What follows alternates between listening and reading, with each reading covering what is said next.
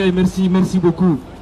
Au TEB, à toutes les Kabites, autrement dit à tous les panafricanistes et les Africains, j'aimerais saluer nos camarades qui ont effectué le déplacement depuis Indiana, depuis Philadelphie, depuis New Jersey, depuis Maryland, Virginia, DC. Je ne saurais terminer ou bien même commencer sans remercier les Camerounais, les Tifis. Il y a également les Tifis de Patrice Lumumba. Ils sont tous là aujourd'hui. Ils nous ont rejoints. C'est pour adresser un message à la France et à nos dirigeants corrompus. J'aimerais également remercier les initiateurs de ce mouvement depuis Bamako, le camarade Ben le cerveau et tous ses camarades. Nous avons voulu synchroniser, nous joindre à leur mouvement puisque nous partageons les mêmes idéaux et nous nous demandons que le départ immédiat des troupes françaises, du sol malien et en général de toute l'Afrique. Nous sommes là aujourd'hui, c'est pour nous adresser aux nostalgiques de l'AOF, l'Afrique occidentale française, et de l'AEF, l'Afrique équatoriale française. C'est pour dire au président Macron que le F de AOF est tombé depuis 1960.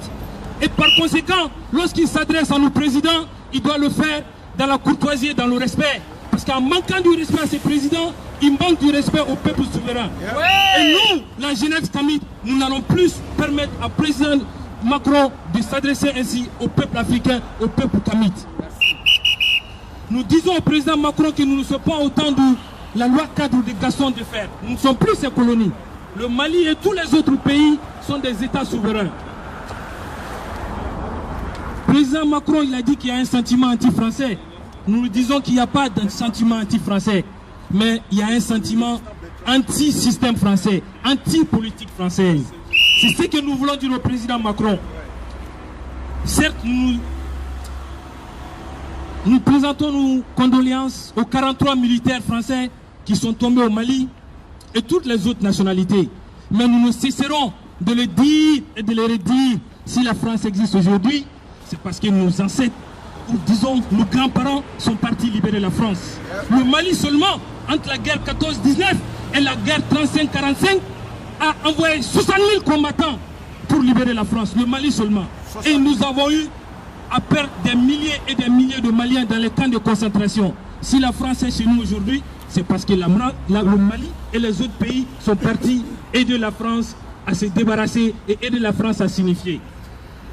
Et nos dirigeants qui ont l'habitude de dire à nos populations que la France est notre ami, j'aimerais dire que la France n'a pas d'amis. Ne soyons pas plus royalistes que le roi. C'est De Gaulle même qui a dit que la France n'a pas d'amis permanents, ni de pays permanents. Je veux dire des amis permanents ou des pays permanents, d'amis pays permanents, si je me trompe pas, excusez-moi. Je veux bien dire que De Gaulle a dit que la France n'a pas d'amis permanents, mais il a des intérêts permanents. Donc la France n'est pas notre ami. La France, elle est chez nous pour les intérêts. Et les 43 soldats qui sont morts chez nous sont morts d'abord pour les intérêts français et après pour le Sahel, disons-le. Et récemment, le président Ibrahim Boubacar Keïta, notre président, le président du Mali, nous a traités des ennemis de la République. Il nous a traités des ennemis des FAMA, les forces armées du Mali. Nous disons au président Ibrahim Boubacar Keïta que ce n'est pas nous les ennemis des FAMA. Ceux-là qui ont détourné l'argent pour équiper nos FAMA, ce sont eux les ennemis des FAMA, qui ont osé acheter des paires de chaussettes à 45 000 francs CFA. Ceux-là qui sont partis acheter des carcasses, soi-disant des hélicos, qui sont cloués au sol, qui ne volent pas, ce sont eux-là les ennemis des FAMA. Les ennemis des FAMA, ce sont les militaires français qui se sont opposés à l'entrée des FAMA à Kidal. Nous disons au président Ibeka, les ennemis de la République, ce sont les rebelles qui ont les mains souées du sang malien et qui se pavanent à Bamako et dans les hôtels. Les ennemis de la République, c'est ceux-là qui ont empêché les militaires maliens de rentrer à Kidal. Nous sommes les 10 héritiers du président Modibo Keïta. Le président Modibo Keïta a demandé à la France d'évacuer un 20 janvier 61 toutes les bases militaires. Et le 5 septembre 61, le dernier soldat français a quitté le Mali. Si Modibo n'est pas un ennemi du Mali, nous ne serons être. Nous sommes des héritiers de Modibo et nous sommes des patriotes. Merci, bien dit. Mes chers camarades, je ne saurais terminer sans toucher le cas de Kémy. Le camarade devrait se rendre au Mali. Et à notre grande surprise, on lui a fermé les frontières du Mali. Le Mali de Modibo Keïta, le Mali du Djatiguia. Modibo Keïta qui avait même mis l'Afrique, l'unité africaine avant la souveraineté du Mali. Dans notre hymne national même, on lui chante pour l'Afrique et pour toi, Mali. Kémy Séba n'a pas à démontrer, c'est un Africain, c'est un Kamite. Même s'il a la nationalité française, même s'il est né là-bas, c'est un Kamite, il n'a pas à le démontrer. Moi je dis que les pères d'indépendance, le camarade président Modibo Keïta et ses compagnons sont en train de se tourner dans leur tombe aujourd'hui. Parce que c'est une honte. Et les gens qui ont fermé la porte à Kémy Séba se disent tous ou bien se réclament du président Modibo Keïta. C'est une honte. Mes chers camarades, j'aimerais également toucher très rapidement le franc CFA. Il ne faut pas qu'on nous laisse berner par le président Ouattara et le président Macron. Ils ont dit que dorénavant que le franc CFA va changer, que ça sera l'écho. Ils ont dit également qu'il n'y aura plus de comptes de réserve et que les Français ne vont plus siéger dans le conseil d'administration de la BCEAO. Mais ce qu'ils n'ont pas dit, c'est les intérêts générés par ces comptes d'opération depuis 1945. Où sont ces intérêts?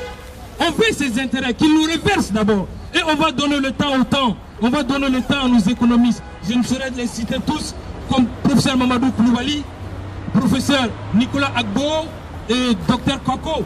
Ils vont nous édifier. On saura quoi faire. Mais déjà, j'ai dit à la jeunesse kamite que c'est déjà une victoire. On vous a dit que vos combats sont vains, mais vous avez battu le pavé. Et aujourd'hui, les dirigeants, ils ont compris. C'est parce que vous êtes descendus dans la rue, ils sont en train de changer le système. Et maintenant, mes chers amis, le dernier point que je voulais souligner, ce ne sera pas un sujet qui est étranger aux Français, c'est l'accord d'Alger. Cet accord antinational qui a été écrit par les Français et imposé à nos dirigeants. Mes chers amis, de jour en jour, nous sommes réconfortés dans notre position pour dire que cet accord n'est pas applicable, pour dire qu'on doit déchirer cet accord.